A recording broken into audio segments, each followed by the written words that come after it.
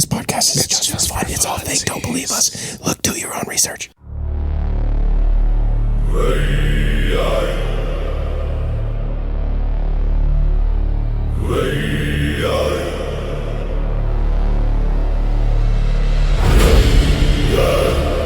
I've got greens, beans, potatoes, tomatoes, lamb ram, turkey,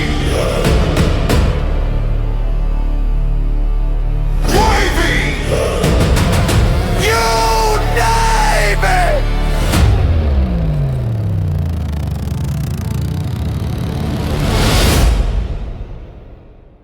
You name it.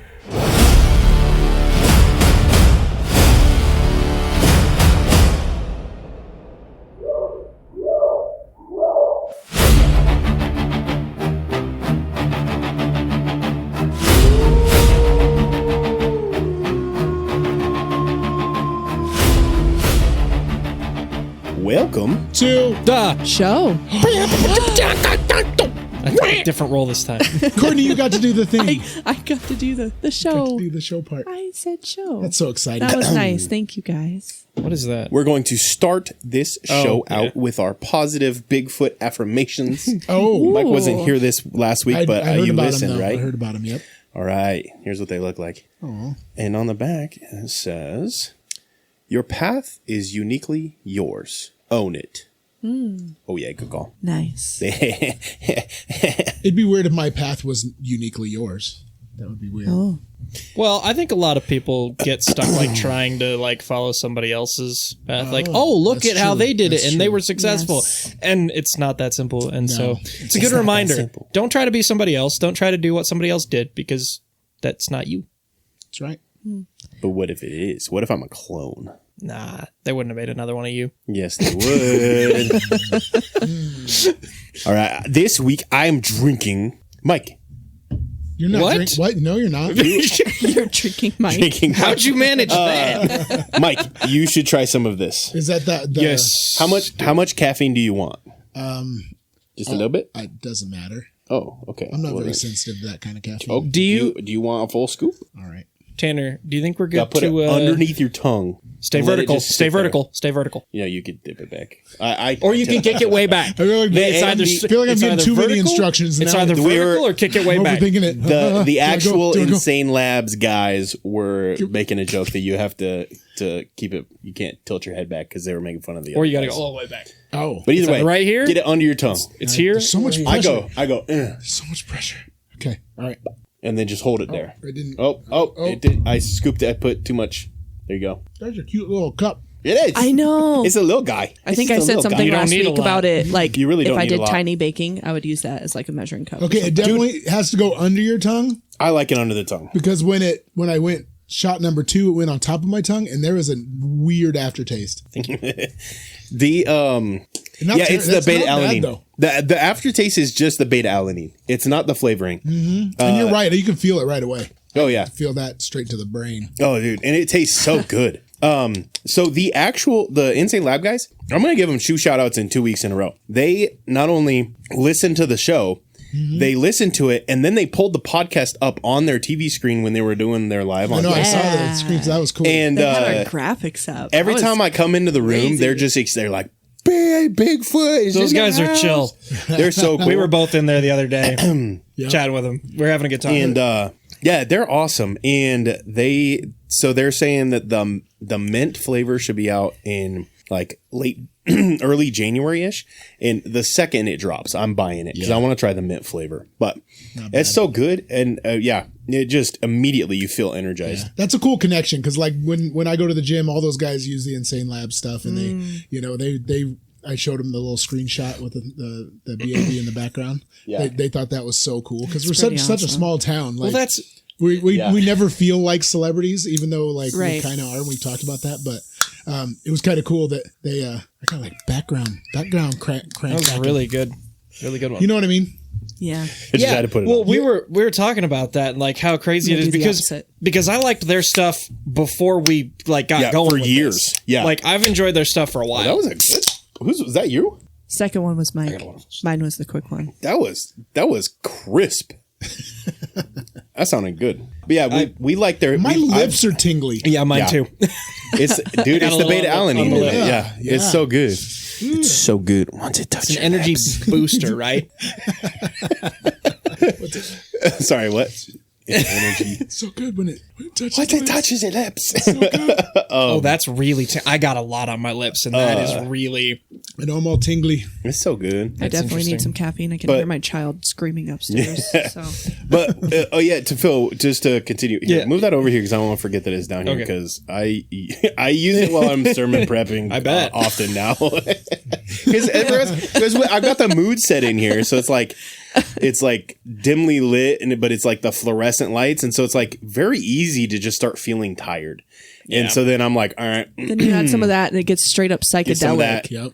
Yep. So if your sermons start sounding like Beatles lyrics, Then He needs more of the. then we need to caffeine. just continue this. Then If you're saying if he's like mid sermon, he's like, now listen.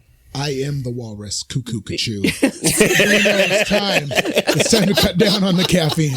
bro. Okay, No, that's so not last night I spoke at the what is one of the guest speakers at the worship night for the little flutter fingers. full campus. great. They had a worship I night. call that flutter fingers. Yeah, and one of my sermon points, and so they wanted me to speak on the cross. Spirit fingers. And so one of the points of the cross that I talk about is John 3:16 says, "For God so loved the world, He gave His one and only Son, that whoever loves Him."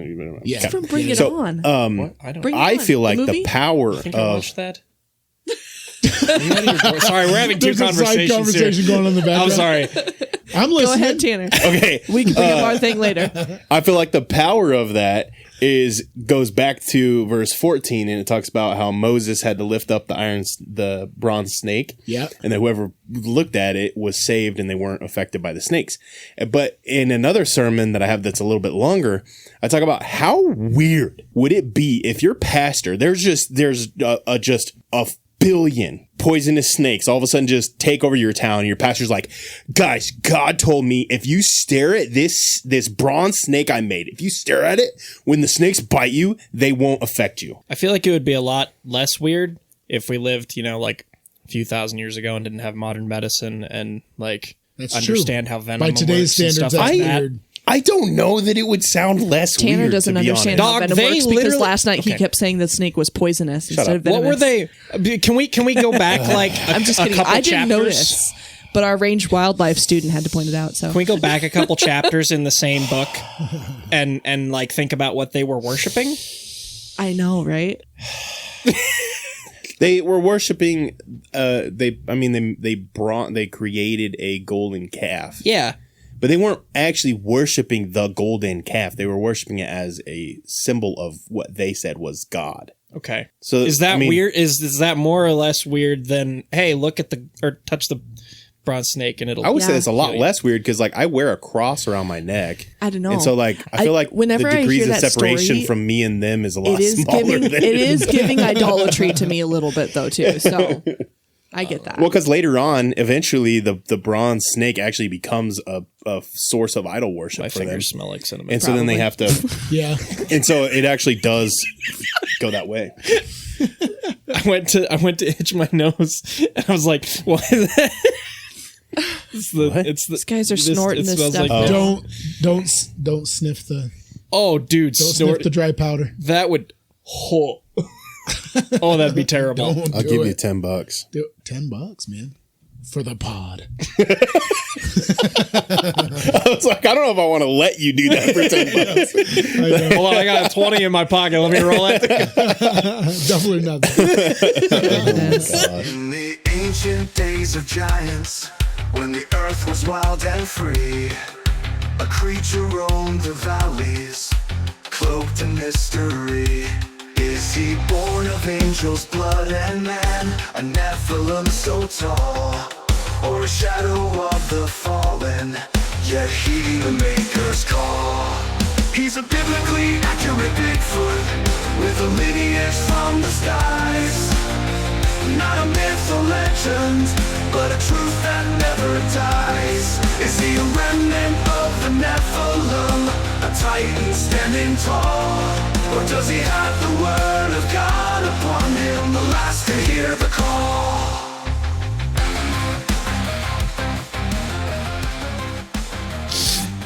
Okay, speaking of vintage things, did you guys see this?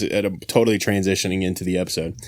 Not really. Germany SWAT, they have been being issued chainmail. So a part of their SWAT uniform now, full head-to-toe chainmail. Excellent. Oh, Because if you think about it, Germany, they've outlawed guns, blah, blah, blah. Right, Their main right. crime is done with sharp weapons. stabby. Sharp weapons are extremely effective against just plate mail on your chest. And so they actually have to wear chainmail now to protect against, because most of their SWAT have been being taken out by random stab wounds. Why not both? Yeah, that's what I'm saying. Literally, chainmail is part of their over the top part of their it. issue. Yeah, I was gonna say because banning guns doesn't Hilarious, work, so dude. I It's so awesome. I still expect them to get That's crazy. run into that kind of resistance. Probably a lot less than they do knives. Yeah, So if I probably. had to choose one in Germany, I'm probably choosing chainmail. In America, I would choose plate mail, but in Germany, I'd choose chainmail. Stab. Stab. I would choose to have a weapon myself. Well, That's yeah, okay. their SWAT Well, has weapons too. yeah, but I just mean like not different ROE. That's what I'm thinking. Shout out to How much does that weigh? A lot. it's Yeah. Yeah. It It weighs a lot. Yeah. That's heavy. good Shout out to chainmail who? is gonna be. I wanted to shout out Francisco. I'm not gonna say his last name. Right. We were at church on Yeah, you is that came to town. last week. Came to Just church this last down the Sunday, yeah. street. Yeah, and dude, so Jen and Francisco listen regularly to our show and give feedback regularly. Yeah. I They talk always us forget. up, man. We were at the Yeah. gym and Francisco and the boys, we hang out. We have a good time. So they're sitting around talking about how hilarious it'd be to have like a live gym podcast. And I said, don't steal our ideas. We've already talked about doing that on our show. So don't be stealing our ideas. So we laughed. We're like, we could start a new one. And they're all, they're all Mexican American like me and stuff. It's like a whole crew. And Francisco's there and everything else. And so Francisco was talking the show up like crazy. It was great. He was like, guys, you got to listen to BAB. These guys, this is great. So we appreciate nice. Francisco giving us a shout out. Like that. For it always is A gym podcast. He's just a good dude too. He is a good He's And such Jen, a- they're both- just they're great good people. people. They Yeah. really are. Yeah, just legitimate, like love you just guys. down to earth good people. Absolutely. Yep. I will say it does always kind of jar me a little bit when people mention the podcast in the same breath as they talk about me being a presbyter and a pastor. 'Cause it's Or like from the pulpit. yeah, as they're from the pulpit. speaking. Yeah, there was when I got elected it. as presbyter this last election, Alvin, who's another pastor, he was like, "Hey, you got that sweet podcast," and I was like. Not when I just got elected presbyter, bro. This is professional. but part of the reason is because, like, I don't know. I feel like being presbyter is the very, very professional. Like, I have to, like, even now that I'm the way I dress is a little bit different sometimes when I know that I'm representing that title. And then the podcast is like the least professional version of me. It is the Oh, goodness. sit around talk version of me. Right. And so it almost feels weird when they overlap a Bring it- little bit. yeah. Yeah. Yeah. It's weird though. Like people recognize that it's like high end career type praise that you get when they're, you know what I mean? Like people be like, oh, but you do a pod. And I'm like, yeah, but I'm also like a counselor. Yeah. If I have degrees in counseling, they're like, but you do a podcast. The podcast literally takes zero doesn't? credentials. You don't just have to doesn't do it. have a So cool. Hey guys, this guy does a podcast. It's Prerequisites for hosting a podcast are own a can microphone and have the ability to You speak. just have to use your phone now. They've got. I mean, there's a microphone in your phone, but I mean, like that's all you Yeah, gotta do. like, you just, don't even- as long as you have that, you don't even have to have like a separate. you gotta have a way to upload it. That's it. We are That's the really only marketing thing. ourselves very well here. But it is guys. cool. It is very Like, cool. that people Bro, like that's really why we tell people to do their own It's great. research. Yeah, yeah, You don't trust us for real. We're some random voice on the other end of the microphone. Like, there's no reason for you to trust us. I mean, we're in the same room, and I don't trust you guys. So I don't know. I mean, hopefully at this point you've done enough of your own research and checked our work to be like, oh yeah, I think they kind of make some sense. Like they have, intelligence. But other than that, Exactly. like without that, Okay, so I will say this. So we've been doing the show for a year and a half or whatever now. And I got into wasn't really a debate, but it was. When you it was say this, a. it's usually always a debate. Well, I had someone come at me with some conspiracy theories, and I was like, "Bro, you're so off base. It's not even close." And I feel like after doing this show for a year and a half, like the rabbit holes we've gone down and the information, like, and I'm not even talking like the full conspiracy theories, like just the fact stuff that we found. Yeah. Like the government facts of MK Ultra Stuff you and just don't Operation think about even looking Paperclip at. and all that stuff. It's like Stuff that's like as been- that is a fact. There is not like it's not conspiracy anymore. Our government it's been released the FOIA'd. files. It is fact.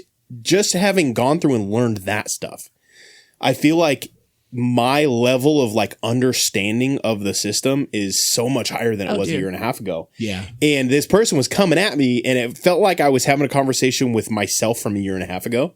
And I was like, dude, no, think about this. And they were like, no, but what about this? And I was like, bro, if they are capable of doing this, why would they be dumb enough to do this? And then they were like, well, I think that they would. And I was like, okay, think deeper then. And literally I'm sitting there thinking to myself and I'm like, yeah, the podcast has definitely ruined my thought process because it's like, because you almost have to like, I don't know, a lot of times you think you're thinking this is a conspiracy theory, but like, I don't know, when you pair it against some of the government files, it's like that you're not even scratching the surface No. Well, Yeah. it's kind of like, okay, with some stuff. here's Bigfoot on the other hand, maybe not. I just thought of this metaphor, right? If you're like driving down a road and you're going fast, you're not going to like notice little potholes.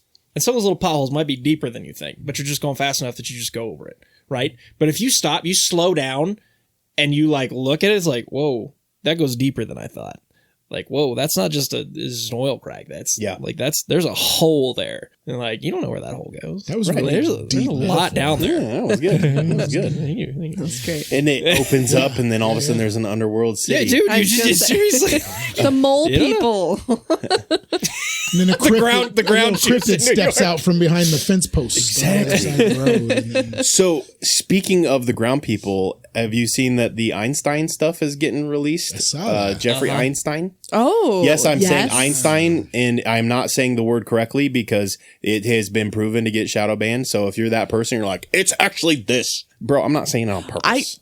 For a second, I forgot about the code word, whatever. Yeah. And I was like, what did Einstein do? Yeah. I Oh. thought it was like, oh my God. Einstein was a part of the deep dark ball.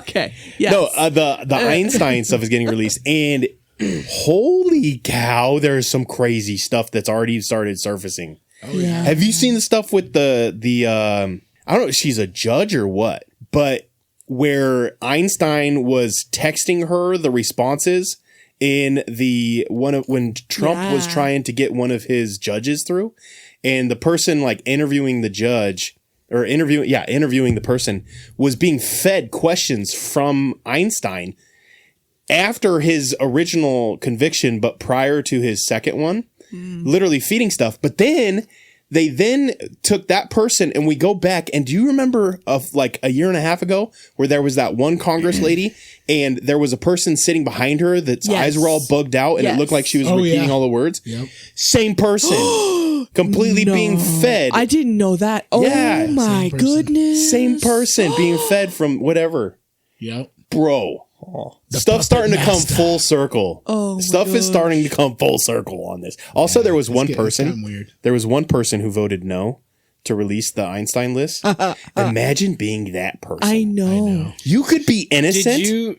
and nobody will ever believe Yeah. you. Did you see what his The reasoning was? gall. Well, because he was like, I think that we want to protect the victims. Yeah. I don't know. I'm not quite as. And you're like, I don't want to be saying I that one agree. guy I that just- is like, hey. and then we're like, That'd be pretty awkward. We implies more than one person there, sir. Yeah. Yeah, he was saying we, but he should have been We saying is, I. multiple, and you're a one-person voter. Yeah. Well, wait a second.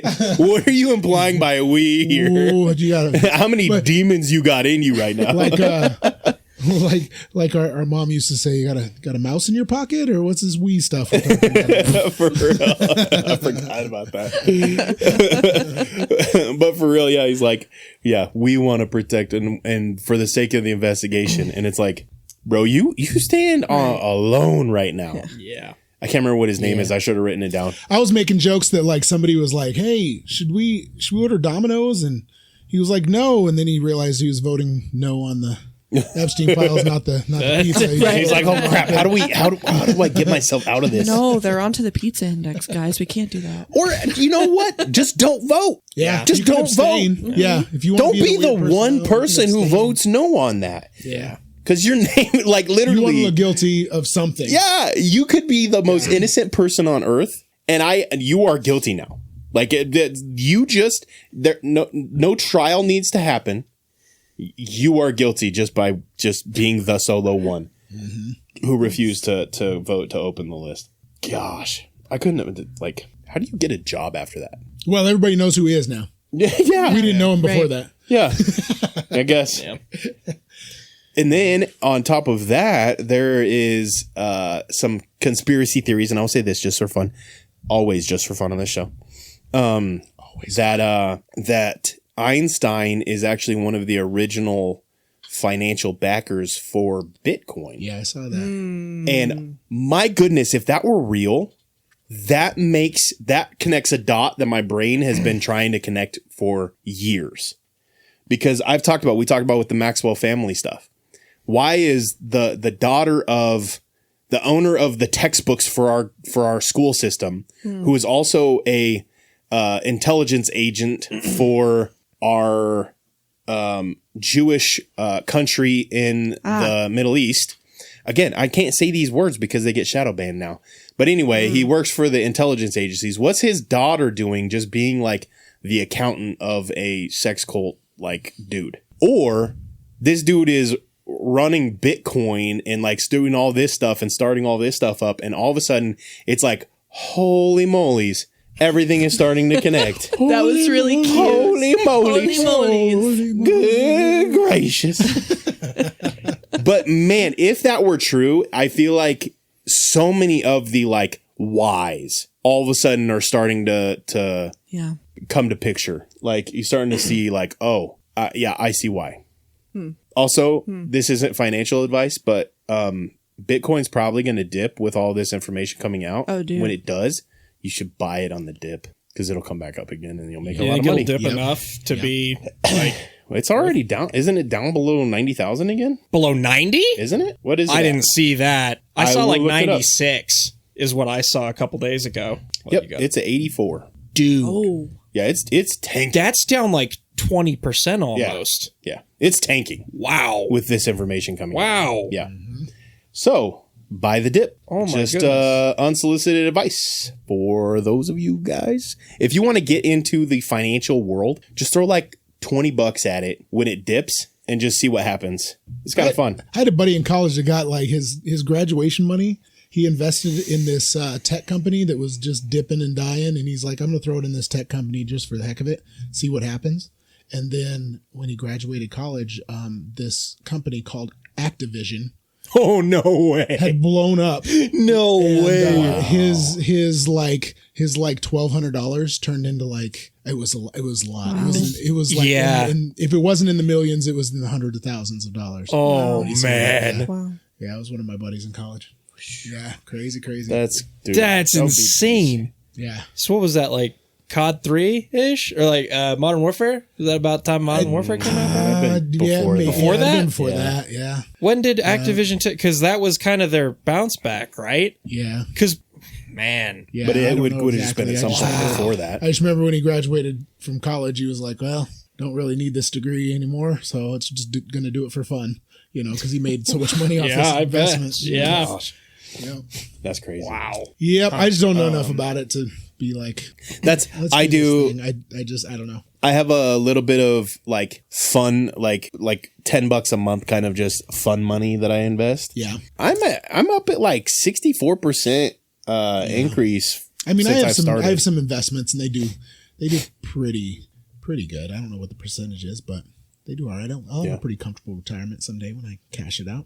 Well, mine. As I'm long as not. it keeps moving the right direction. I say I'm talking just like a rando, like seeing what I can do with it, kind of fun money, not like actual. Oh yeah, investment. see, mine's mine's Different. Yeah, mine's Like, like, I put like $150 a month is all in it. Yeah. And it's up to, I don't know, it's in the thousands, tens of thousands. Boom. There we go. You just shifted in the second. Just shifted in the second gear. I think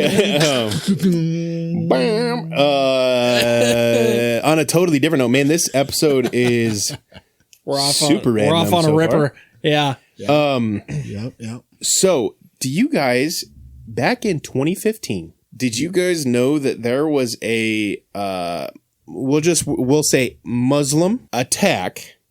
I won't use the middle word. In Paris, that had killed over 130 people, 90 of which were at a concert. I feel like I remember Yeah. hearing Oh. something about this. Just went in and like took them all out. Was it around the same time there was that one in like London in the subways or something? Might have Was it been. after Yeah. that one? I don't know. I feel There was a like bunch of them. we heard about there was it a for bunch like of them just kind of in a 2 row, seconds, but yeah. and Yeah. then it was Yeah. But yeah, it was back in 2015.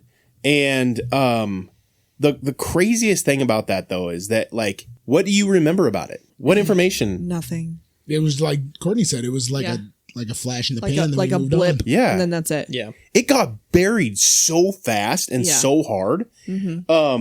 So it was, I don't remember what the date was of it, but I came across a video that was talking about it, and it was talking about how the only way that it could have disappeared so fast would have been an intentional government cover up, because it literally just, it went from even, and this person lives over there and he lives in that country. And then I started thinking about it. What do you guys know about the Vegas one that happened?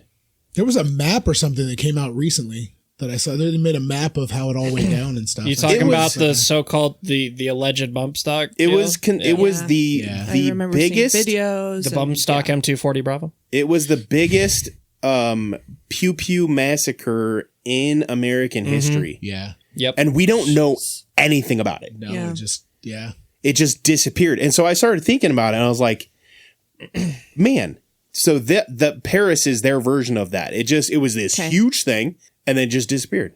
And their theory is because their government is protecting Muslims, like hardcore. Like Europe as a whole has been doing that for some time for some reason. The theory on the Vegas one is that person was actually a government agent, and the whole like unaliving himself was all just a Right. cover, and he's Right. just whatever, and then all of a sudden, so that guy gets taken, but then his brother all of a sudden goes down for having child stuff that's on his always computer, the thing, but it isn't was it? like a computer from like the 90s. It was like this ancient like Toshiba, like in the picture that they took or whatever. Yeah. Huh. And it's like, I used to have the computer in that brand. but all of a sudden this dude's brother goes down for this, and it's like, this is weird, right? Like it's the details of it are so wild that we did get that the normal details I feel like are just gone. Anyway, all that to say, did you guys see yesterday that the immigration what's it called, sanctuary status or whatever for Somali immigrants in Yeah. Minnesota got rescinded Refugees. because they found millions and millions, like up to like hundreds of millions of dollars that have been funneled through the Minnesota government going to terrorist organizations.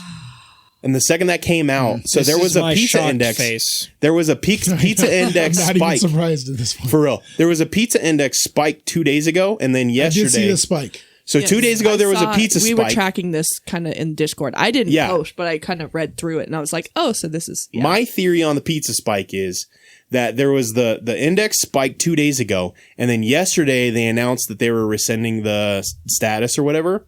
My theory is that the evidence came out and they immediately did something about it.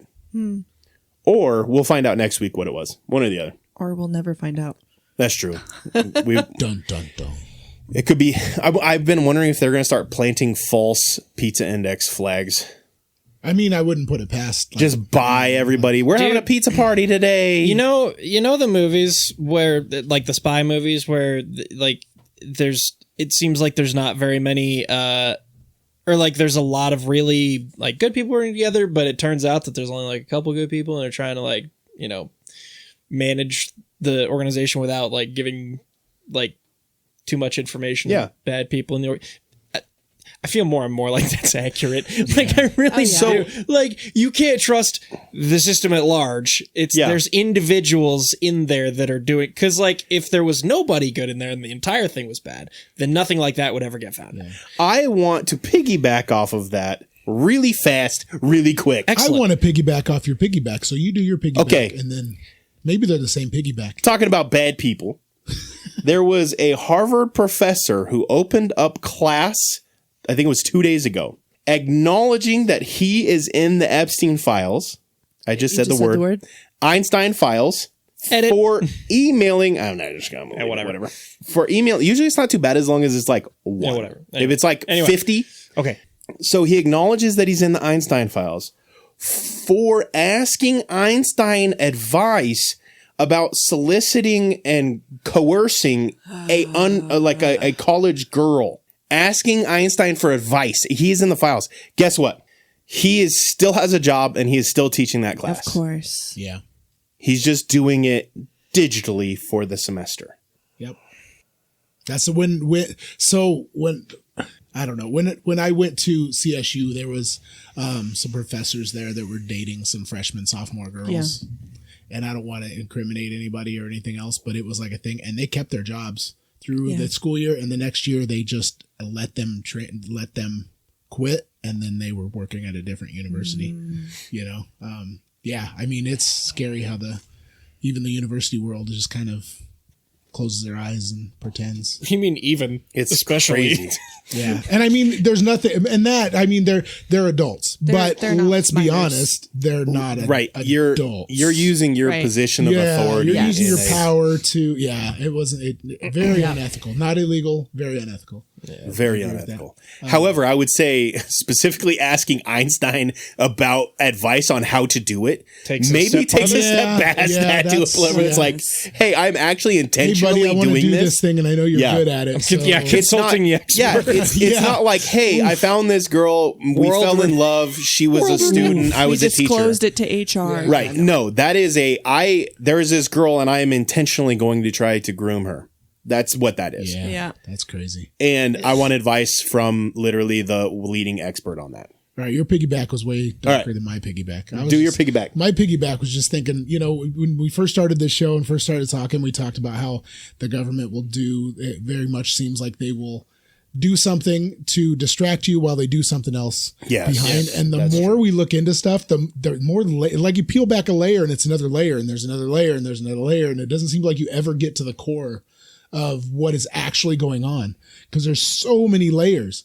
Seems like we uncover a layer and there's something else there. There's another layer. That's a layer. It's not even the core of what is really going on. They're all just. Well, and how many onions? Crazy. Yeah. How many onions are there?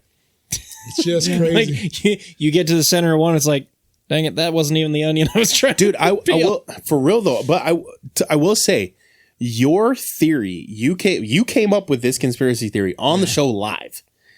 It is become my, I really buy into this full force. Yeah. That the world's intelligence agencies are all on the same team. And maybe not their governments. I was going to say. Maybe not their presidents. So many doors open on what I was looking at. And that was weird. Yes. Just all of a sudden it was just, I don't know. It was like taking the blinds off for a second. Yeah. Because it's not their government necessarily. No.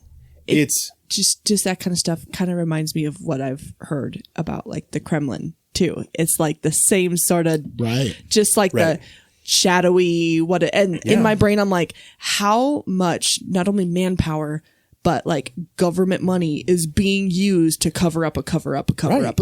Yeah. And so that's what makes me think along those lines of and even international distractions. We have something going on and then something happens in France or something happens, over in the Middle East somewhere. And all of a sudden we forget about what's going on here.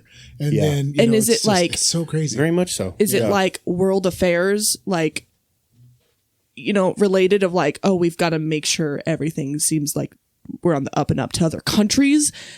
I don't think so. I think, it's not, I don't think it's just for political And the goal is international not- gain. the It's goal is to not world psyops peace. your own citizens. You know, what is it financial? Is Yeah. it like, what is the Yeah, I know. goal? I don't know. That's the ultimate layer. Yeah. Like, Control what- power. That's the core. Control power. Well, Yeah. I personally, based off of what I read in the Bible, it to me is the one world government that will eventually take Right. over But even Yeah. then, and be led by the Antichrist. yes. And that's where I think. And so, so do you think it's just very, very misled humans, or do you think think it's there's demonic. always? Do you think that there's a consistent demonic I think they whatever is influence to it, whatever you know? is leading it, I feel like it's a level beyond my like it doesn't go.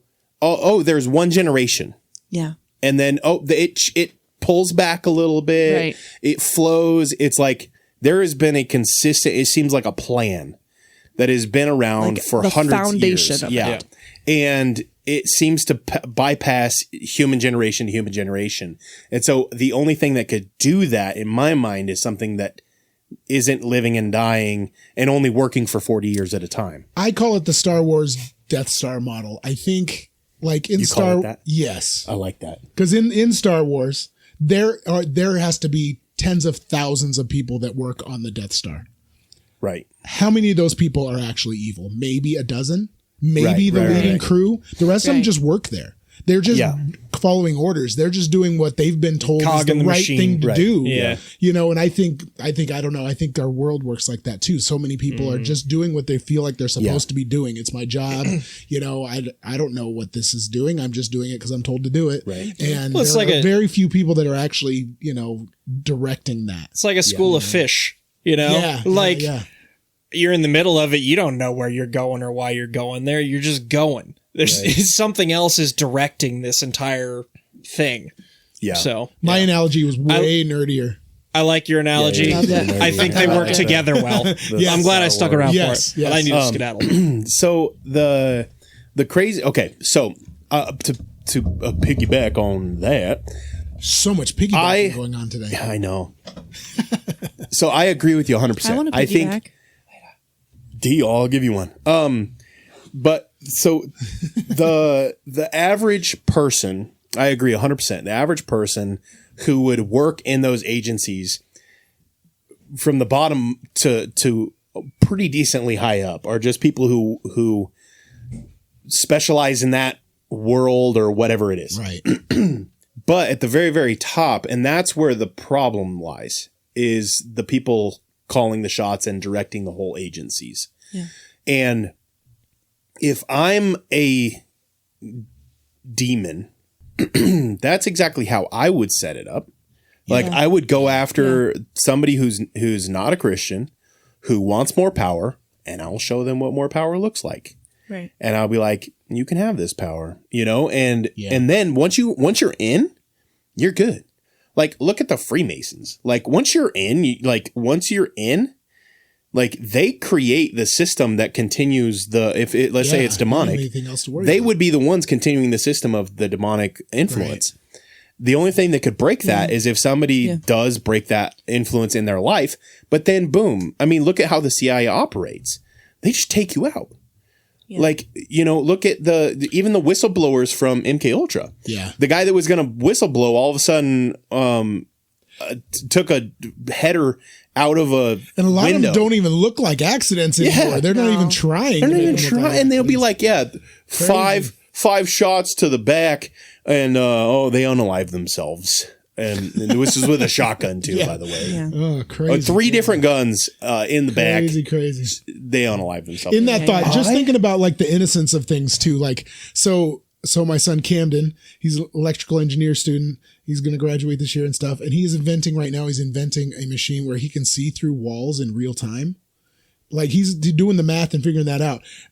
Completely innocent to what that could be used for. Right. Completely innocent to it. He's just doing it because it sounded cool and he thinks he can do it. Yeah. But the implications of that are crazy when you yeah. really think about it. And he doesn't think like that. And I think there's a lot of people that work in those jobs and those high end jobs and those organizations have no idea They're what driven by they're curiosity. making it for. Yeah. They just want to see if they can do it. For sure. And so That's like the Big Bang Theory. Yeah, I was thinking of that. When they're working for the government contract, Yes. and then all of a sudden he's like, do it, but you need to do it smaller, and they're like, we can't, and then all of a sudden it disappears, and then they gave the contract to somebody else, and it's like, that's Yep. It's just like, It's like, have you thought of these implications? Yeah. Right. And Yeah. like, Have you thought about but this? I'm not worried. You don't get paid to think about that. Yeah. Nope. Yeah, you're not getting paid to Okay. think. And you getting paid have to no do. rights to Yeah. that information Invent. anymore. Right, Thank you for yeah. your work. Right. Yeah. Yep. No, Gosh. I've recently seen just in posts in the author world and stuff that like people being critical of like what's your villain's like motivation. When it comes down to it, it's just power, and they reason that that's not a good enough motivation, but Yeah. it is for people because we are people. Like power, pride, selfishness. Right. Like what more? And I think we're Like all what more then? So my because you can't make a criticism like that without having at least some semblance of an answer for that yourself. So like what's something original? What's original? There's nothing new under the sun. Like how many people get like caught up in various different vices and stuff? It works for them. And how real is that? Over to be generations honest? and How real generations. and like relatable is that idea of power? Well, like, I mean, it's pride. We want power. Pride. It's Pride is the yeah. original sin. Yeah. And it's at the root of all sin. Pretty much all, yeah. So like, yeah, I don't know. So Because in some I'm capacity, kind of critical yeah. of their criticism on that because I'm like pride has been the falling of many a person greater than you. So right. that should be like, Right. Well, that's we talked about yesterday in that scripture I was talking about with the Israelites wanted Moses to deal with it, go talk to God Yeah. on his own, like go talk to God and get him to remove these I snakes. told you like this last night, yeah, so, that's yeah. what I'm saying. Yeah, yeah. That's and the reality was they just didn't want to deal with it. Yeah. It was their own They wanted to sin. be It was somebody their else's own problem. problem. They wanted to and they were like, you distance do it. You just from deal the with God. it. Yeah. Right. And so then God was like, no, we're going to do this differently. No. You're still going to have to deal with this, but I'm going to provide You're a way going to have out. to look directly at something Yeah, that I you're created. going to You're gonna have have to to- acknowledge Yeah. and not, And I think the basis of sin, and it is still pride, but I think the two, if pride were to be branched out into two different categories, I think pride of thinking your worth is so high that like you put yourself above other people and other situations and other things. Yeah. And I think the other branch is just not wanting to have to acknowledge it or deal with it. And I think a lot of times, so fear. and I think fear, yeah, but I think a lot of times, and when I've thought through this Yeah. quite a bit when I've shared the gospel with some people, and the way that they respond to me, a lot of times, like when I talk to you about this stuff, like we would have back and forth. So I could tell that you had been Right. processing and working on it. I know. I'm thinking about how I could argue with you right now because Right. You process, but I would say, but that is very not normal. When I'm Right. sharing Yeah, about no, Jesus I with agree. people, most people just don't want to deal with it. Well, and we've talked They about want to that just too. live their life. They don't want to even think about whether God is real or not. Right. Yeah. And I feel like that is a pride, and that's the same thing Yeah. that's going on there. Is like you're so self-involved that you don't even want to take the time to figure out if, hey, my worldview is broken and selfish. You don't even want to acknowledge it because you know because it'll lead because it could. to the acknowledgement that you are not the one in control, Yeah. and that is Ultimately. terrifying. For some people, yeah. Well, and here's the I mean, thing to too. pretty much We everyone. spend Anyway. I'm glad I'm not in control. I know. I'm glad I'm not. I'm glad that it's God. Thank you. I've seen what I could do to some sugar cookies. I'm not going to imagine what I could do. zero self-control. Oh man! Like, I I know don't. we feel obligated to bring sugar cookies up here now since the little sugar cookie incident with Mr. Ben. Oh my He's stealing his gosh. sugar cookie. Oh man, that was crazy. That's nice. Oh man! So then Taylor, I I think a forgot lot about of that times already. we've talked about this too. That a lot of times because we are so hyper analytical and because we we way overthink things. We have answers for just about anything, but you know what I mean? And that can be intimidating for a lot of people that want to just have a deep conversation with us, that it can be, and we don't intend for it to be at all. But I can see that where it's not worth the effort to, you know, and I get that. You guys have answers, but I like asking questions. I'm always going to follow it up with a question. Yeah. And I like having answers. That's why I like having answers. That's why, or at least knowing where to find the answers. That's why last week's episode went off the rails, is because I kept asking questions. We like the questions. To me, it's an acknowledgement that I don't have the answer, and that's I don't know, somehow comforting to me sometimes. Yeah, you know. Yeah. So it's like the opposite. I don't know. See, and but sometimes I've had to grow. A lot of times, that. I do want to have the answers though too. I've had to grow in that and recognize that, like, sometimes it's okay not to have the answer, but my response is always, I don't have the answer right now. Let me get a little time and see if I can come up with the answer. And if I can't, we'll have a conversation. And so, but no, back to what you were saying, 100%.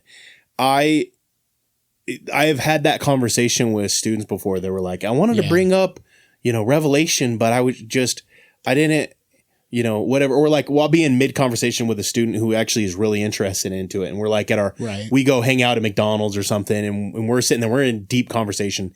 And then there'll be a person next to us that is like, I can't do this, and then they just get up and they walk away, and I'm like, because it can be intimidating when that's not how you're. And I think mine is full of questions too, and I think yours is too. It's full of questions. We just our air of expertise, I suppose, for lack of a better term for it, I think comes across as that we know stuff, and a lot of times when we're having these conversations, we don't know. No. We're just throwing out. We're just asking questions. Right. You know, we just do it in, you know, there's like an ebb in a and very flow informative, to it. non-judgmental kind of way. And it comes across as sometimes we don't have any of the answers in an entire episode. Because honestly, we really don't know what we're talking about. We don't. No. Well, in the Discord, Commandy brought up he was talking about, you know, and when we die and we go to heaven, that the scripture talks about it, that it's technically not a new body, but it is. And so I pushed back a little bit on him. And I pushed back on him a little bit on him because I realistically, I knew I know what I've been told to believe, but I didn't necessarily know where I stood on the belief. And so I knew his side of it, but I was like, this would be a great opportunity for me to push back a little bit, so we can flesh this out a little bit. Right. And the back and forth that we had then actually helped me a lot and flesh out. Yeah. Yes, I actually do believe the side that I've been told to believe. So does whatever. Like that, based off what I find in scripture, I see that. And the conclusion I came to, the way I explained it, that helped me to I was like, I agree with you, Commandy, but I want to flesh this out a little bit. And I apologize. I didn't let Commandy know that I was doing that until after the fact, because if I tell you I agree with you, if you're having a conversation with Tanner, always assume that he's doing that. I do the same thing. Yeah. So, and so I was like, because part of it is because that passion that you elicit when they think you're disagreeing with somebody, like when somebody thinks you're disagreeing with them, that usually brings up a passion. Yeah. I gotta answer this. That passion oftentimes is what actually helps me learn, because they're thinking on a level that's deeper. If they know I agree with them, they're not going to have that same fight in them. Right. And that sounds horrible and manipulative. No, I get that. But that's how I learn. A lot of times I want you to convince me too. A lot of times I want you to convince me. Yeah. And so that's why, because I'm not sure. Yeah, because I don't know. So I'll throw out the other side of things, even if I don't agree with it. Yeah. Just because I want you to convince me and give me a good argument so I can be like, yes, I agree with that. That's a good. I don't know why we do that. But I don't know why either. I have been becoming more like that lately. I attributed that to you, of course, Tanner. But sometimes we'll have a back and forth, you and me, Tanner, and I start. Many couples don't do that. You know, you kind of are coming at me and trying to test. No, we've done premarital counseling. If you're not arguing, if you haven't had an argument, marriage is counseling. Let's talk. I will argue that. It is. Yeah. Anyways, but yeah, you'll come at me and you'll kind of we'll be kind of grappling a little bit on something, and then I'll start asking you questions because that's kind of my thing. And then you start getting frustrated. But I get caught off guard. Yeah, because and not because I'm trying to psychological warfare on you or anything. Not at all. But because I I'm comfortable with just being like, I don't know. What do you think? Do you think this? It's what about great, this? dude. Like I hear that you're saying this, but what about this? And I try and come up with that one little thing, that one little shred of doubt of like, and it's not to just try and prove you wrong and like slam your face in the mud. It's just to open up the possibility of like, do we really know? I would too. And when it comes down to it, we're just going to have to trust God on a lot of stuff. Yeah. No, I like as an outside observer when you guys are having a real deep conversation, when Tanner is like way over explaining something and Courtney just gets real quiet and she gets this little half smirk and she just goes, yeah. I don't over-explain anything. It makes Tanner go crazy, man. Gosh. He goes, well, let me make my point, and he gets all crazy. Well, okay, I will say that that is hilarious. That is semi-unrelated. I will say that is semi-unrelated. That is that need of completion of like, I've now thought it. I've started saying it. I know you know this, but if I don't say it, my brain will feel broken for a minute. Yeah. And so I'm like, just let me say it. I know you know. I know you. I literally. Now I've gotten to the point where it's like, I'm like, I know you already know this. I just need to say it for myself. Because you started asking me, are you saying this for me or for you? And then that makes me mad because it's like, I know that I'm saying it for me. Don't ask me. But it's valid because if I'm the one who brought it up and needed to talk through it, and now you're the one talking through it. It is very such a people watcher. I eat it up because I'm such a people watcher. I have wondered how we come across in situations like that. But I don't know. Tanner probably doesn't care, but I've wondered. Funny. Like, if you ever look over at me, I'm cracking up and just smiling because I'm laughing because I know exactly what's going on. It's so funny. Because I have to finish the thought. Oh, yeah. So now I've been trying to preemptively let you know this is for me so that you don't have a chance to ask me. He will. Like, this is for me. I'm going to say this for myself. He'll go, Courtney, I know you already heard this, and then he'll keep talking. I'll just keep talking. And I don't even need an acknowledgement. I just need to say it.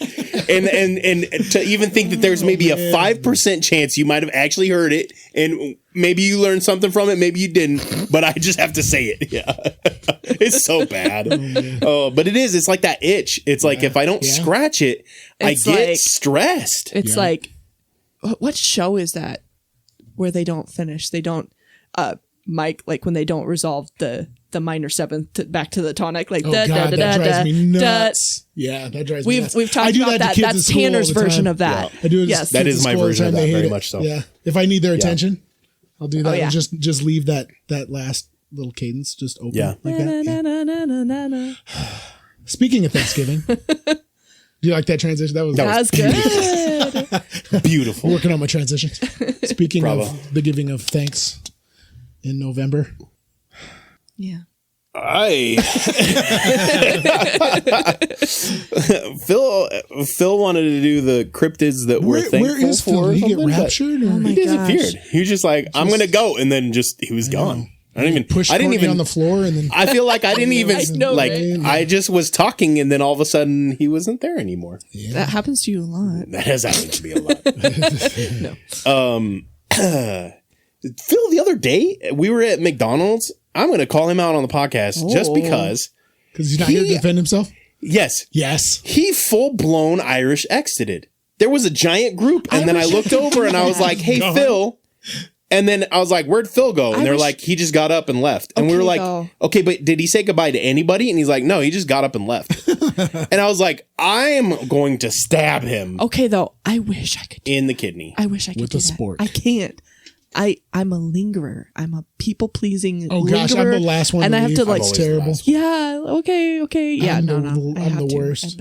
I feel bad about it sometimes because I can tell that people want to leave and like I'm still lingering because I got to be the last one. I've been starting to tell students like, hey, like they're like getting ready to leave and I pull them back in and then I realize I did it and I'm like, hey guys, like, just so you know, I will pull you back into conversations. Like I am an expert at it. You think you're better than me, but you're not. Right. If you need to leave, just leave.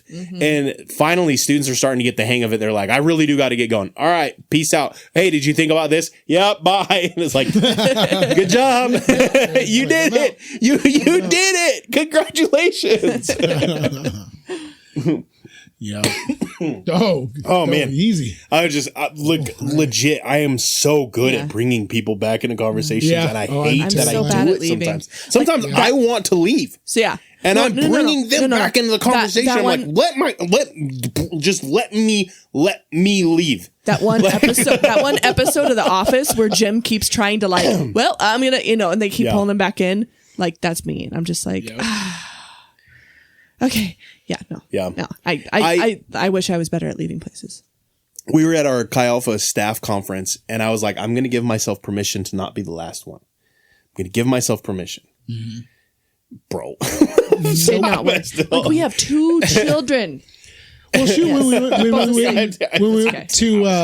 when you preached this and we were over at the church, we were the last ones out of the building. I didn't even go to that church. And I was the last one out of the building. Yep. You know what I mean? Well, to be fair, on my end of things, I did have to stay That's late. true. You had to say you were back in the meeting by the time we actually left. It wouldn't have mattered. I still would have been the last one. And to be fair, I know everybody because I know everybody in town. So they all, I was the new guy, quote unquote. And so it was fun. I really like that. I really like that church. It is a good church. It is a good church. Yeah. I feel like it. Yeah. I really enjoyed. I really enjoy it when I get to share there. Yeah. This episode is super random. So I thought of like a way to describe it because like Phil was wanting to go with like Thanksgiving and thankfulness and stuff like that, and I'm like, well, what are we talking about? We're talking about we're just going to throw a whole lot of stuff together. And I was like, that sounds like a casserole. So this episode's like a Thanksgiving casserole. It's a casserole. This is our little BAB it's familiar, episode. it's comforting, it's just a lot of stuff thrown together. It's like a comfortable little casserole. Yeah, but we originally said like cryptid casserole, but maybe it's going to be conspiracy casserole. Yeah. There you go. Because it's all conspiracies. Both are catchy. It's all of them. Both are lovely. So. Yeah.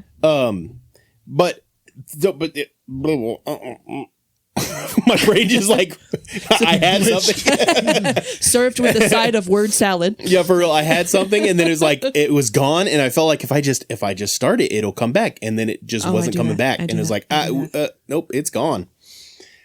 So I don't know what I was gonna say. Yeah, we don't. Yeah, Bigfoot. Yeah.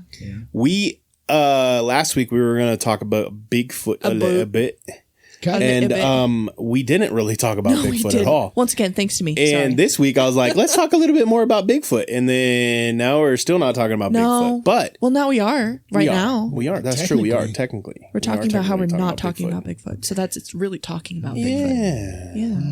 Nice. Do you feel like your stance on Bigfoot has changed since we started this episode since an hour ago? The transformative episode. To the basement to just change a little bit. With the fleshy lights and the Bigfoot. With all the caffeine. With his the insane labs. I feel like my stance hasn't really changed, but it's become maybe even more like firm. I still think that Bigfoot is either. I will say there has been a little room of change a little bit.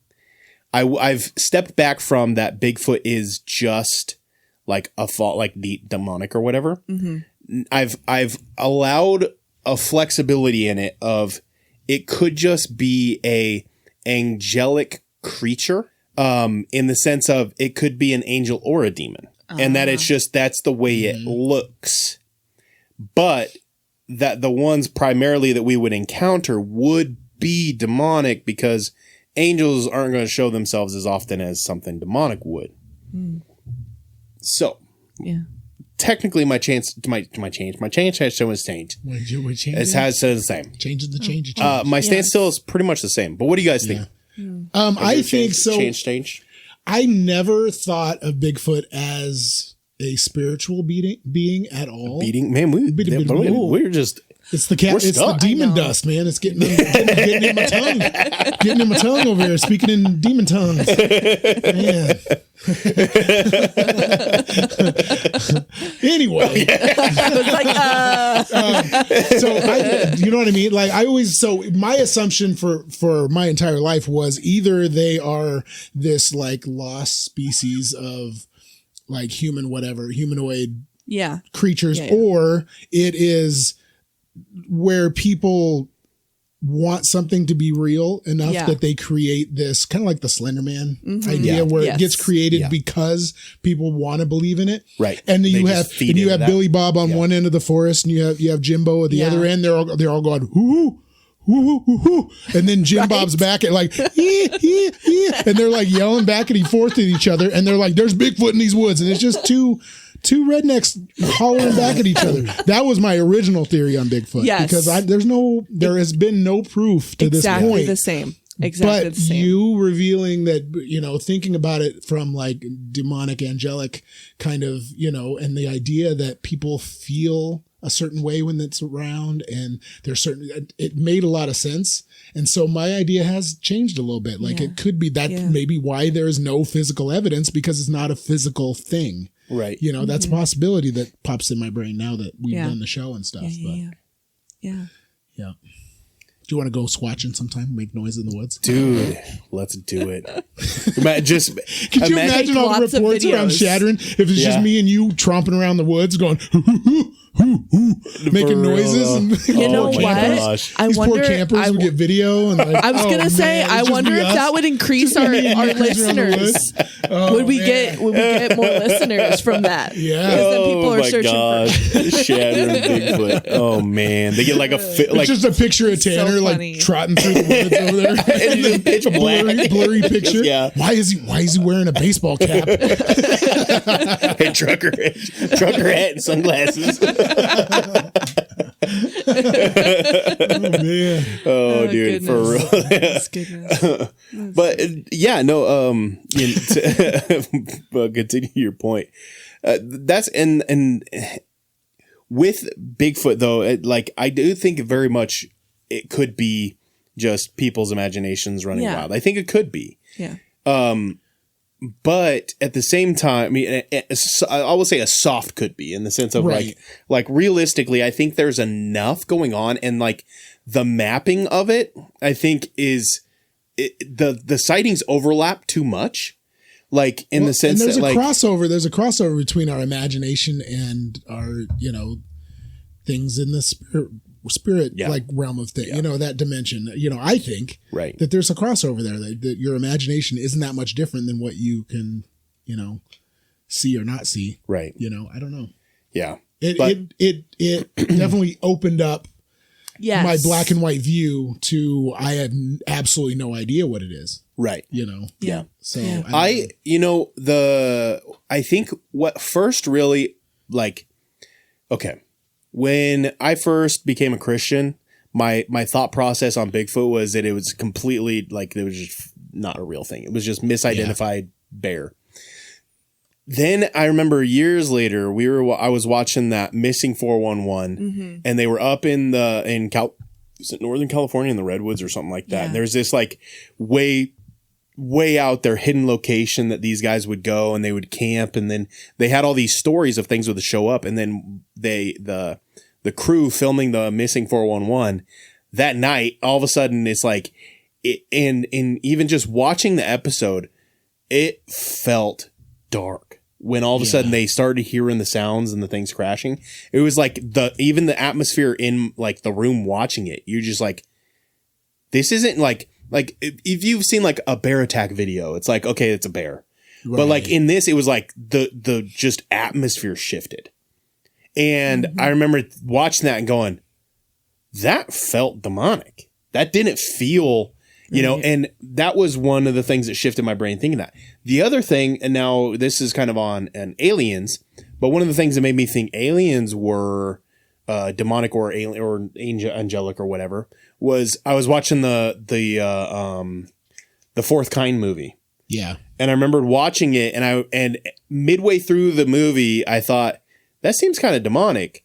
And then the rest of the movie, I watched it thinking it was demonic, and the whole movie just shifted. Yeah, it's a different movie. Yeah. And I was like, oh, this is, and then I was like, aliens. And then my brain was like, oh, aliens. That's the way I was with the Watchers, that movie, The Watchers, too, because it's supposed to be fairies and stuff. Yeah. But if you look at it from, as them as demons, it's a totally different Totally movie. changes it. It's a different feel. And I guess, and for me, I think thinking of it as something that is spiritual rather than physical, literal, opens up the realm of reality to it. Yeah. Like if it's physical real, I'm super hyper skeptical on it. And there's more possibility for Yeah. it to be true. You But know, yeah, as soon as it becomes spiritual, I'm like, okay, maybe. Maybe this is this, you know, and all of a sudden it's like, okay, so maybe that guy that you saw or that you knew that swears he saw 15 UFOs and blah, blah, blah. Maybe he actually did. And maybe it wasn't actually our government. Maybe it was something demonic just toying with this homie. Right. Because he was out and alone in the woods. You know? Or and maybe, like we said, some of those files we've opened up about them talking to the Greys and stuff. Right. I mean, maybe Yeah. maybe it's both. Maybe. You know? Maybe. There's so many maybes. Maybe. I think the Greys are just demons. I think they're a race of demons, personally. You know what? I came across a new, because we were looking up some weird cryptid stuff, and I just came across these. You ever seen the one with the they're called the black-eyed kids? Yes. It's like a new cryptid. Yeah. It's new. Like it's only Yeah. been around for like 20, 30 years, this new cryptid. And there's theories that We need it's to do an actually, episode on it's actually the Greys. Like, and they come and knock on your door, but they can't come in your house unless they're invited. Yeah. Or they'll come knock on your car window. If you're just sitting there in your car, they'll come knock on your car window and ask if they can get in your car. And like, yeah, super creepy. Okay, but Yeah. in the Native American Yeah, culture, that's the thing. Like, Yeah. this is something like where you're that. going. It's in our world, it's very new, but in their Right, culture, in they're theirs, like this is yeah. something they've talked. It's Yeah, like there's so much forever. crossover. That's Yeah, the other thing there's that so we've come much. across. Yeah. There's so much cross. So I was looking at some like so some much of the, like crossover. the Mexican stuff I grew up with, like La Llorona and like El Cucuy and all these like, you know, these ghost demon things in Mexican culture. And so I was like, you know, we were always threatened with El Cucuy as kids.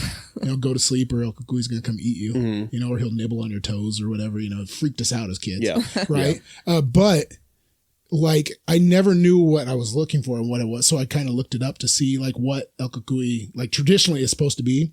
So it's a black shadow figure with glowing red or orange eyes that will stand at the edge of your bed and it won't move as long as you're looking at it. And as soon as you look away, that's when it moves. Sound familiar? Okay. Yeah. Good luck sleeping tonight. Thanks. Mom. You're welcome. Right. Mom, man. Yeah, I was Mixed like, with some I feel sleep like, paralysis I feel like if I had demon. described Yeah, that and that's- then told you true. that was El Cucuy later, you would have named 3 or 4 other things Yeah. before you Yeah. got to that. I would have absolutely. named sleep Absolutely. paralysis demon Yeah. because Yeah, it's always the sitting Benadryl at Hat the end of Man. my Yeah, bed. yeah, yeah. Benadryl Yeah. Hat Man. Yeah. They all, Yeah. if you just describe what that's what that's Yes. what I've discovered. If you just Yeah. describe it and ask 10 different people, you're going to get probably 5 different Yeah. answers on what it possibly is, but You they're could all the even- same description. You could create an AI image of it and Yeah. show it to a bunch of people, and then have And them they would- then yeah. describe it back to you, and you'll get 10 totally Depending on different their descriptions. Yeah. experiences and their culture and their stories Yes, they've come and across, their they're gonna name it culture. something different, but Yeah. it's the same.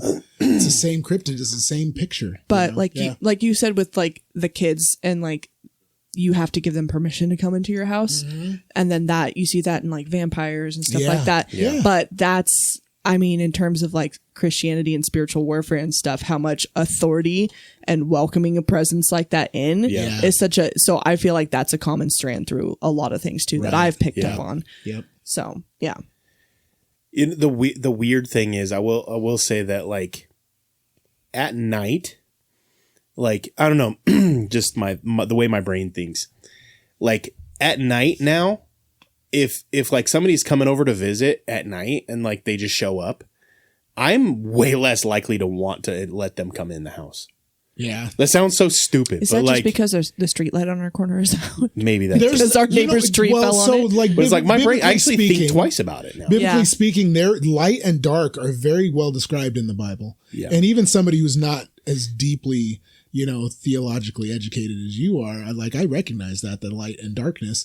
And I don't care how brave you are, darkness freaks you out. It gets in your soul like it does. Yeah.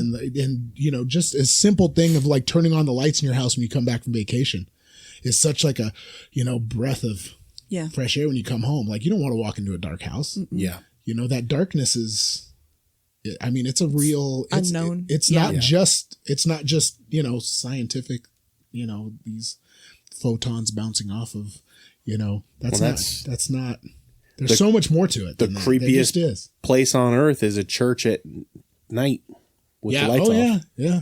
Dude, Schools St. at John's night, and and there's Alliance. like nothing that happens at school. Schools at night are scary. Schools at night are creepy. Dude. Because there's just so much that goes on at schools, I think, and there's just so much residual, just like emotions and everything else. We were talking about that stuck last week. We talked about that a little bit with the college and the principalities. Yeah, it makes me wonder if there isn't a principality over schools. Over because I'm sure. Just like we talked about over entertainment. Yeah, education would be another one that there's got to be. Yeah. If I was something trying to look over that, for real, if I was a demon and I was anti-God, the number one place that I would want to corrupt would be like preschools and elementary schools. Yeah. Like if I'm that evil, like that level of evil, that's the first place I'm trying to. So, let's A plus B. Maybe that's where, I wouldn't mess around with the churches. More bang for your buck. You can terrorize one family or you can terrorize an entire school full of kids. I wouldn't mess around at a church. I wouldn't go into churches and be like, I'm gonna affect these guys. No, because they're gonna fight back. Yeah. Yeah. But the elementary school, nobody in here is gonna fight back, right? Mm-hmm. That's the first place I'm attacking. And man, how innocent could that look? And just Yeah. Mm-hmm. Scary. Yeah, dude. So pray up. Yeah. Yeah. Yep. Make sure. Dude, Bennett, he has been singing worship songs lately. Yeah. He's loving worship songs. And Crazy Train. And Crazy Train. and Ozzy. And Ozzy. But no, it is so funny watching him just even like enjoying music and stuff. But even in the way that we talking about Christian music, because we talked about that a few weeks ago. Like I am so excited. Like Daddy Yankee's new album came out, and I've been listening to it like crazy. Courtney Oh my God, it is so good. No. Oh, Daddy I'll play some Yankee for got later. saved. Well, I saw that part, but I was just saying, like, I'm not one to like like move. And we talked about this before, like when I go to church, I'm not one to, get moving in the aisles or anything. And I was I'll tell you what, you play some of these Daddy Yankee songs, I'm getting down. I'm getting down in the aisles. Dude. Yes. I know the odds of it are like. It's just crazy. Like it's good. It's legit music. I don't know. And I like the reggaeton music anyway, but yeah. I just thought that was fun. I know the odds of it ever happening are like pretty close to zero. But I want you to come to like a light or assault conference with us. Yeah, I thought about it. The worship, dude. Mm-hmm.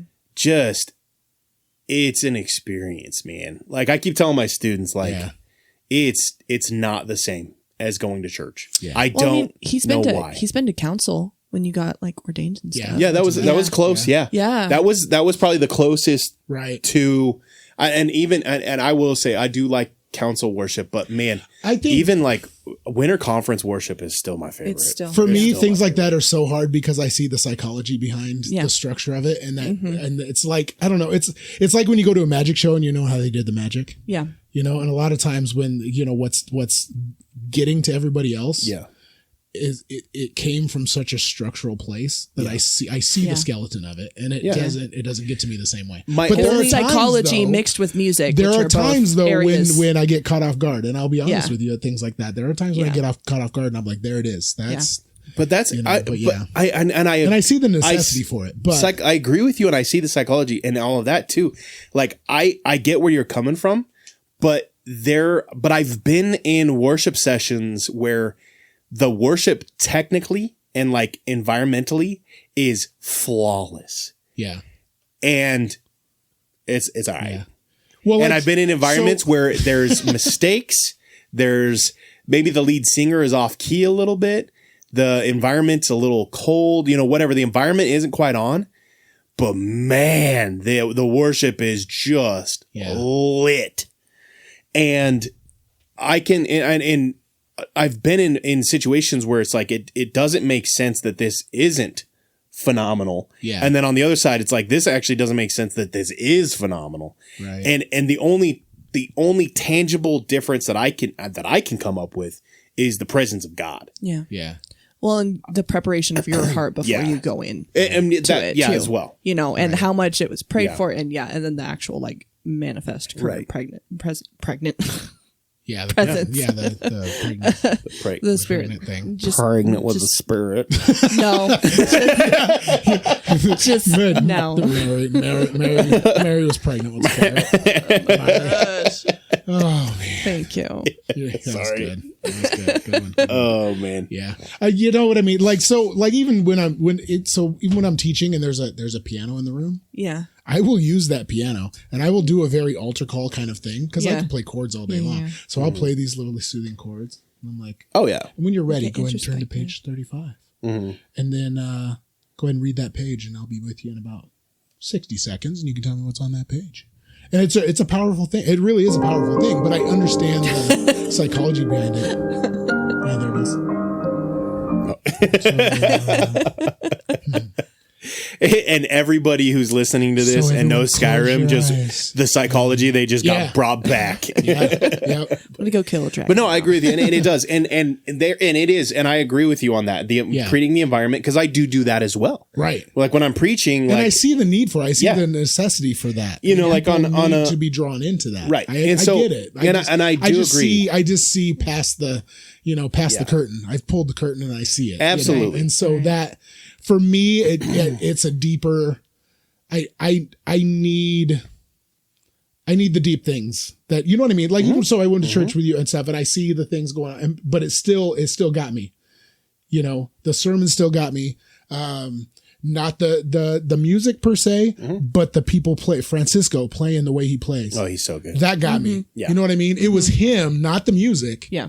that made me feel the feels and feel the Holy Spirit in that room. It wasn't Exactly. it wasn't the music. It was him. You're nibbling You know what I on it, mean? Mike. So, You're nibbling and on it. that's what I'm saying. little Yeah. bit. You're nibbling on it, and that's what that's what I'm saying. And that's why I have such a hard And- time finding a church, because I want a church that even when the veil is revealed, even when the structure is open, I can still feel it. Because there's people that it doesn't matter; they're going to feel it anyway. right. That's But because I've seen it and I've seen behind the scenes and I understand the psychology of it, I need, and that's what I look for in a church when I'm looking Mike. for churches. So, the thing you're looking for is the Holy Spirit. well, that's exactly what I'm looking for. And That's what I'm exactly saying. because that's exactly kind of what we're saying the same thing. Yeah. Because I have been to worship where the singer was perfect. Yeah. I mean, I'm talking their abilities, they should be world famous. They're so good. Yeah. And you're just like, this is dry. Yeah. And another time where it's literally a college student. And they're not that technically advanced in their abilities. They're maybe even pitchy every once in a while. Yeah.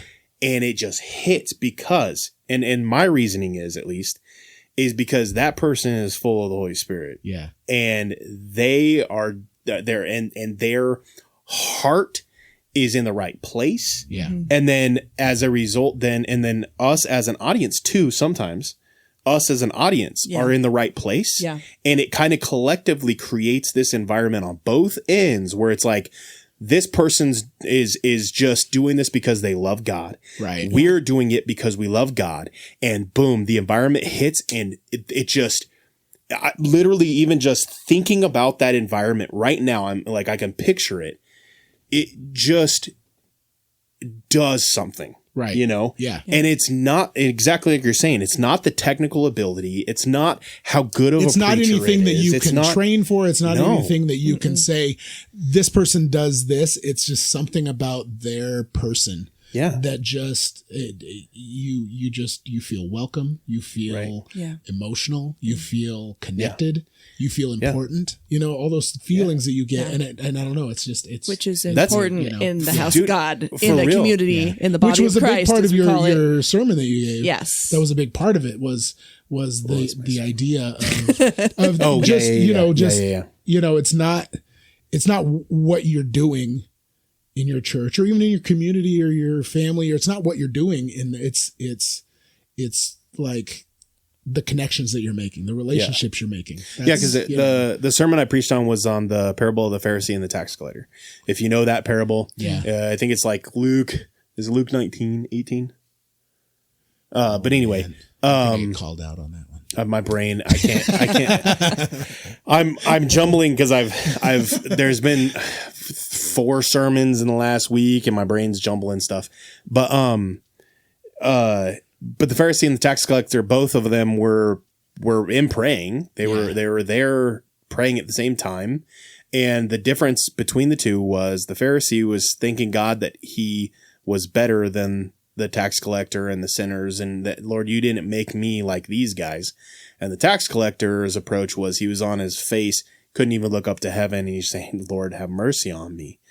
And then subsequently, the Pharisee, my take on it is also on top of that heart status, the Pharisee was also building a wall between him and the tax collector, because how can you love somebody when you're literally thinking, God, that I'm not them? Yeah. And how can you have mercy on them, if you're building that wall up? And the tax collector is building his relationship towards God. And when they leave, he can have that relationship with the Pharisee, but the Pharisee can't have that relationship with him. And, but I 100% agree that it is. And as a worship leader, your heart staturist,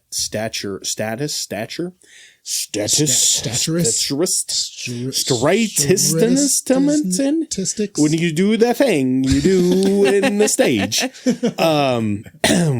But your heart stature, gosh, I can't.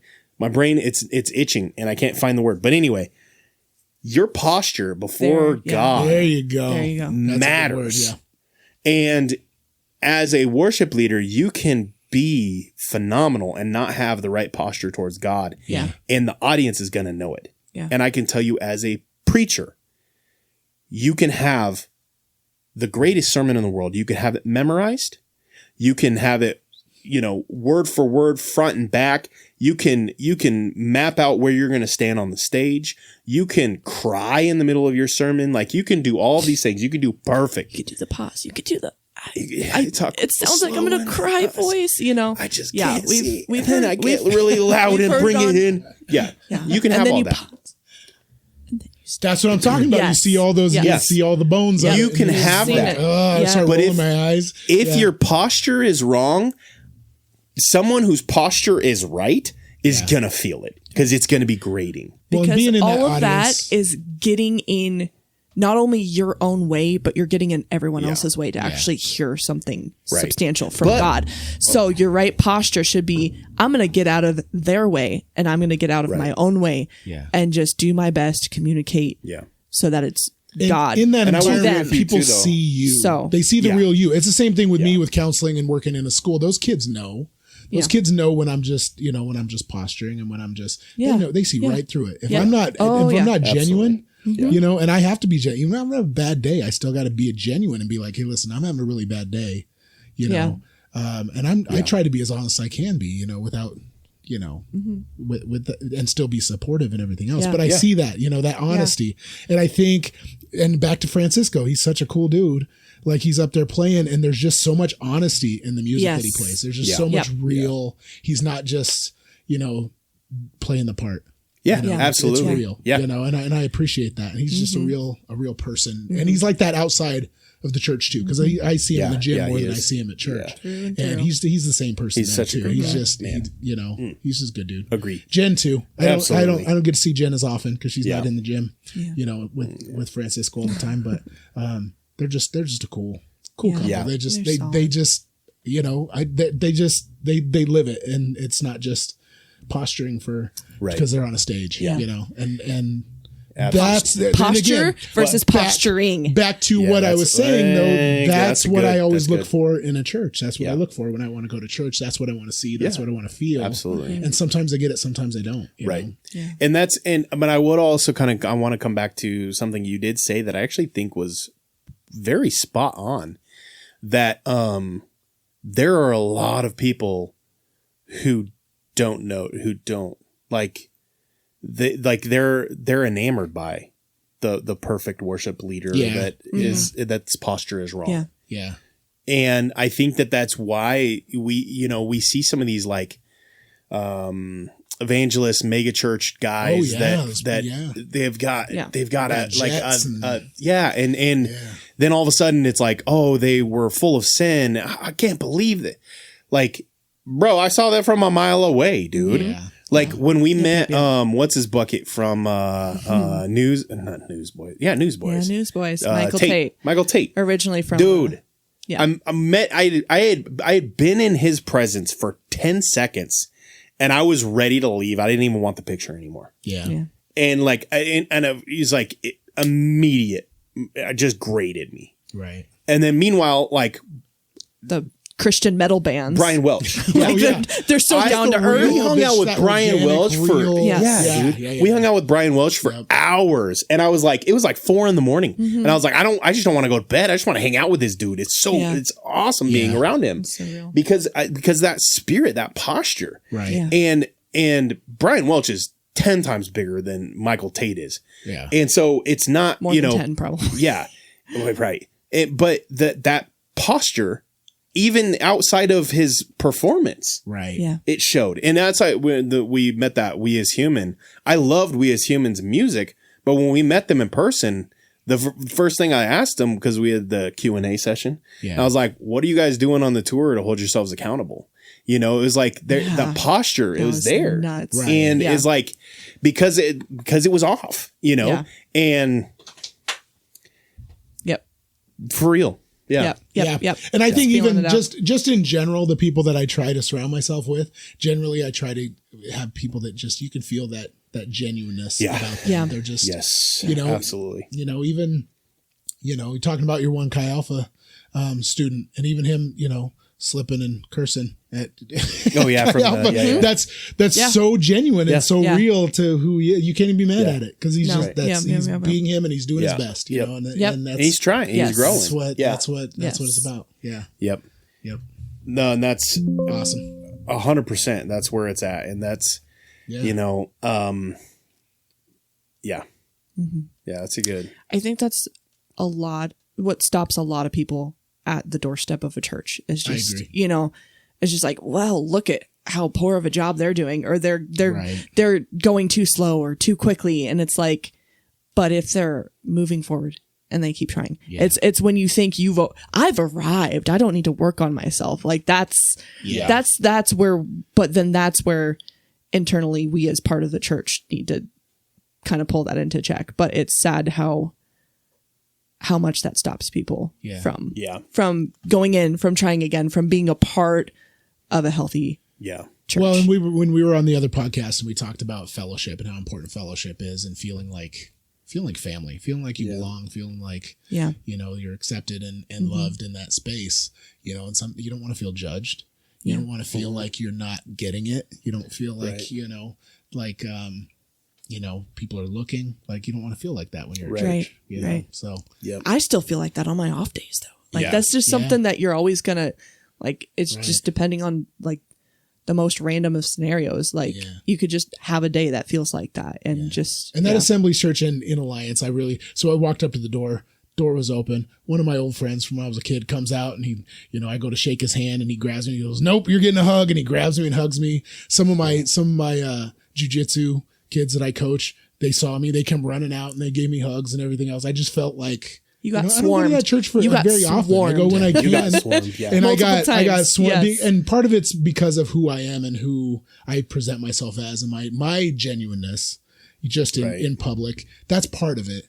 But the other part is that, like, that church body is just, they're just loving people. Yeah. Very much They're just a loving, accepting group of people. And that was cool. It was, you just felt welcome. You didn't feel weird in there, That's why we chose the church that we go to, is because when we show up, we feel welcome. Right. And I've been to churches before where you show up and it's like agenda, like boom, expectation. I have expectations for you immediately. Hey, sign up. I'm not happy to see you on this, and here's the clipboard. It's like, I got here 15 minutes ago. Yeah. Or even like when we like visiting a church, and it's like, and you're just there because you're out of town or whatever, and immediately it's like, all Are right, you tithing? here's Are you the giving thing. offering? You're gonna Yes. sign up for our new class and this, and then it's like, well, bro, Yeah.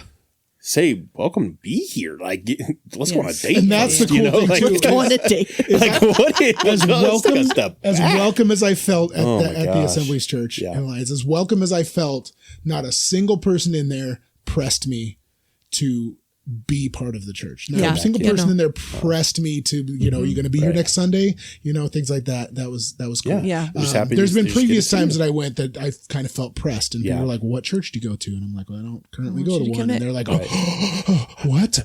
And, you know, You're they get coming weird here about now. it, and then Yeah. they like try to over adopt you, and Yeah. and that didn't Yes. happen this time. It was very, Yeah. you know, hey, love you, take it easy, always welcome. You know, we love having you, and that was it. There wasn't a whole lot of pressure. I liked that. I Absolutely. appreciated Yeah. it. You know, it just felt Yep, yep. it felt real. You know, and that's Yeah. what I'm going for is that real, Absolutely. organic kind of thing. So Yes. Yeah. yeah.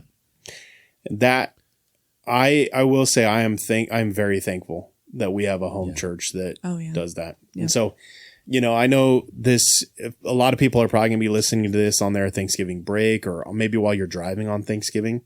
I'm pretty done with. I'm good to wrap up if you guys are. Yeah. You know, I will say this: you guys, I'm very thankful for you as the listener. Yeah. I'm thankful for you guys as being on this show.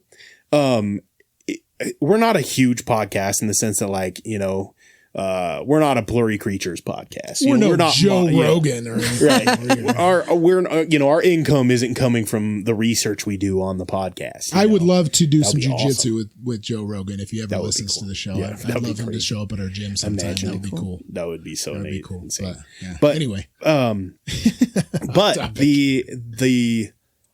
the culture, the environment, the following that we have created in this show, yeah. dude, it is so much fun and it's so random. Like it pops up, and like I talked about earlier, it popped up at church on Sunday. Oh yeah. Yeah. Also, he has this great podcast. You know, it's like, whoa, random. You know, like, hey, listener. Yep. And when we were at our light conference for Chi Alpha staff, you know, there's Jacob was, hey, I listen all the time when I travel, and it's like, whoa, random. This is awesome. You know, it's like the It was people a random who do conference, listen. and I don't even know the person. And Yeah. they were telling me That's about good. their dad listens to the show. And, I encountered somebody who my favorite comment is when like a friend that you don't get to see very often, and then you do see them, are like, "Oh yeah, how's it going?" Like I feel like I just saw you. And like I've seen you often, but I realize it's just because I listen to you Yeah, every yeah, week, yeah. and it's like that's such a cool thing to hear. I don't know. Anyways. I had a random person was like, hey, so I'm pretty sure like my parents organically found your podcast. I'm pretty sure they listen to your podcast. Like what? Who are your parents? Yeah, they don't know you, but yeah, I'm pretty sure they listen to your. I was like, Yeah. that's cool. But no, it's actually really cool, and it's I really enjoy doing this podcast. I really enjoy the conversations we have. But I really enjoy, and I'm very thankful for the following we do have and the culture that is kind of created. right. I like the word It's community. a lot of fun. The community we've created. Yeah. And talking about disconnecting and being able to reconnect, I want to make a little challenge for the listeners when they listen this week. Get a hold of 2 people you haven't talked to in a while. Just check on them. That's good. Check on them, see how they're doing. how they're Say, hey, I'm grateful for our friendship. Yeah. I'm grateful we're, You're and, probably already thinking of those 2 names. yeah. Yeah. You've the already first two been people thinking. that Yeah. came to your So heart, yeah. don't hesitate. out. Pull Reach over, out. pull over, throw them a text and be like, hey, give me a call sometime. Yeah. Reach out to 2 people. love that. It'll make a big difference. That's great. And as you finish your drive, don't forget to Fall asleep. like and subscribe. Be your biblically accurate best. Be a best. All right. Okay. Bye. Bye.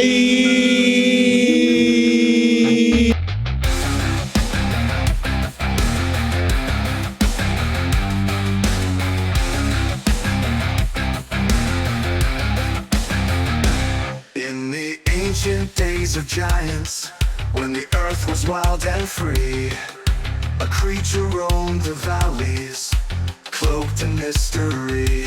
Is he born of angels' blood and man, a Nephilim so tall, or a shadow of the fallen, yet heeding the Maker's call? He's a biblically accurate Bigfoot with a lineage from the skies. Not a myth or legend, but a truth that never dies. Is he a remnant of the Nephilim, a titan standing tall? Or does he have the word of God upon him, the last to hear the call?